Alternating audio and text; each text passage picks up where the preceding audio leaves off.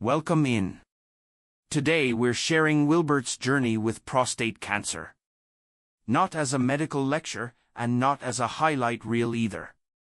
More like an honest walk through the moments that changed his life, the early clues, the waiting, the decisions, the treatment, and what living after diagnosis really looks like. Wilbert is here with us. Wilbert, thanks for trusting us with your story. Thanks for having me. I'll say up front, if someone listening is scared or avoiding the doctor, I get it. I was that guy. But talking about it is part of why I'm here. Let's start before the word cancer was even in the conversation. What was life like then? What did normal feel like for you? Normal was busy. Work, family, trying to stay active, trying to pretend I'm still 25. And honestly, I didn't think much about my prostate. Who does? I thought if something was really wrong, it would be obvious. A lot of people believe that. So what was the first thing that made you pause? It was little stuff. Going to the bathroom more often. Waking up at night. A weaker stream, if we're being real. Nothing dramatic. I told myself it was age, coffee, stress, anything but a problem. That's such a relatable pattern, minimizing. When did it shift from, this is annoying, to, I should actually check this out? Two things. 1. My partner started noticing I was tired and cranky because I wasn't sleeping. 2. There was a conversation with a friend who said he'd had his PSA checked. He said it like it was normal, like getting your oil changed. That stuck with me. I realized I hadn't done that. So you booked an appointment? Eventually. I didn't run. I kind of negotiated with myself. Like, next month. Then next month came. But I did go, and the doctor took it seriously without making me feel stupid. He asked questions, did an exam, and ordered the PSA blood test. For listeners, PSA stands for prostate-specific antigen. It's not a perfect test, but it's one of the tools doctors use to decide what to look at next. What was it like waiting for that result? It was weird because nothing hurt. I felt mostly fine. So the waiting felt unreal. And then the call came, the number was higher than expected, and they wanted to repeat it and do more tests. How did you hear that in your head? Like, what did it translate to emotionally? I heard, something's wrong and you don't get to pretend anymore. That's what I heard. But also, I didn't immediately think cancer. I thought infection, inflammation, something fixable. Then came the next steps. Yeah. More blood work, imaging, and then the biopsy conversation. That's the point where it got real. The word biopsy has its own weight. It's not a casual word. People sometimes imagine the hardest part is treatment. But there's a different kind of hard that shows up in the diagnostic phase, uncertainty. How did you deal with that stretch of time? Not gracefully at first. I was Googling at 2 a.m. I was swinging between it's nothing and I'm done for. I tried to act normal around family, but I was distracted. Everything felt louder. Even normal problems felt bigger. And then you got the results. Yeah. The doctor said the biopsy showed prostate cancer. I remember the room, the chair, the way the words landed.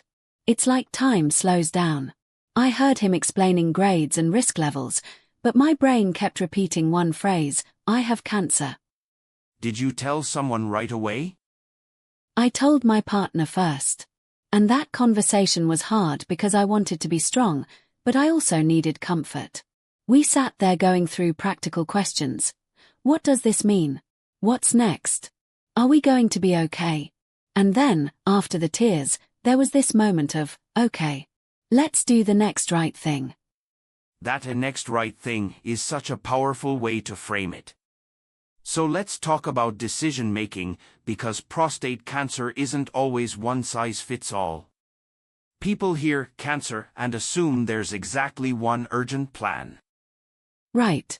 My doctor explained that some prostate cancers grow slowly, and sometimes the best choice can be close monitoring. In my case, With my numbers and the biopsy details, we needed to seriously consider active treatment. But it wasn't like someone shoved one option at me. There were choices: surgery, radiation, sometimes hormone therapy, and there were trade-offs. What were the trade-offs that felt most real for you? Quality of life. That's the phrase that kept coming up. Things people don't always talk about openly: urinary control, sexual function, energy, mood. It's not just get rid of the cancer. It's also, what kind of life do I want on the other side of this? And you had to make that call while you were still processing the shock. Exactly. It's like being asked to pick a route out of a storm while you're still drenched. What helped was getting a second opinion and asking the doctors to explain things in plain language. I brought a notebook. I asked them to repeat themselves. I learned that if you don't understand something, it's okay to say, stop. Explain it differently. That's a great tip. You're allowed to slow the conversation down. What treatment path did you choose? I chose surgery. It wasn't an easy decision. I had long talks with my partner, my doctor, and a couple guys who'd been through it. Ultimately, the specifics of my case and my comfort level with removing the cancer pushed me that direction. Walk me through the lead-up. What surprised you most about preparing for surgery? How emotional it was. People think it's all logistics, appointments, paperwork, prep instructions. But it's also existential. I remember thinking about my family, about unfinished things, and then feeling guilty for being dramatic. And then I realized it wasn't drama. It was fear. Fear makes sense. What happened after surgery, in the days and weeks that followed? Recovery was humbling. I wasn't the tough guy. I needed help. I had to be patient. There were physical changes that felt frustrating and, frankly, embarrassing. I had to learn new routines, do exercises, keep follow-up appointments, track progress. A lot of listeners may not know that recovery can include pelvic floor work, managing side effects, and a slow return to normal activities. How did you handle the mental side of that? Some days I didn't handle it well. I'd get irritated that my body wasn't doing what it used to. But then I'd have a good day and think, okay, this is moving. Support helped. My partner, a couple friends who could talk without making it awkward, and a support group where nobody flinched at the details. That's huge, because isolation can sneak in. Did you feel pressure to keep things private? Absolutely. There's this unspoken rule for some men: don't talk about health stuff, and definitely don't talk about anything connected to sex or bathroom stuff. But keeping it secret was heavy. When I started telling a few trusted people, it got lighter. Let's talk about the follow-ups, because for a lot of cancer journeys, the end of treatment isn't the end of the story. How did the monitoring phase feel? It's strange. People congratulate you, and you appreciate it, but you're also living in test cycles. You're waiting for PSA results like they're report cards. I had to learn how to live between appointments and not let every calendar reminder ruin my week. What helped you find that balance? Routine and perspective. I started walking more, eating better without turning into a saint about it, and I focused on what I could control: sleep, movement, stress. I also stopped acting like I had to be cheerful all the time. I could be grateful and still anxious. Both can be true. That's such an important point. Gratitude doesn't cancel fear. Wilbert, if you could go back to the version of you who brushed off those early symptoms, what would you say? I'd say, don't wait for pain to take it seriously. Get checked. Ask about PSA screening based on your age and risk factors. If something changes in your body, don't make excuses for it for a year. And also, if you do hear the word cancer, it doesn't automatically mean it's the end. It means you're at the start of dealing with it. And for someone listening who just got diagnosed and feels like the floor dropped out, what do they need to hear today? You don't have to make every decision in one day.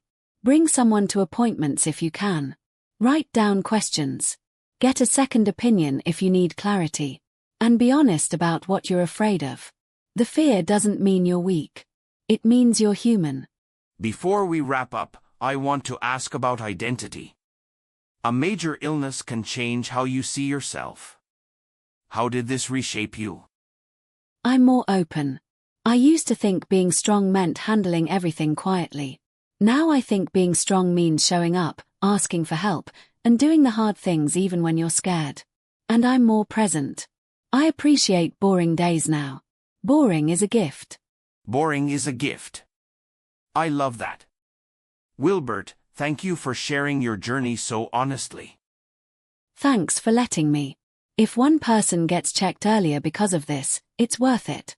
And to everyone listening, if this episode brought up questions or worries, consider reaching out to a healthcare professional you trust. Talk to someone. Make a plan. You deserve support. We'll be back next time with another real conversation.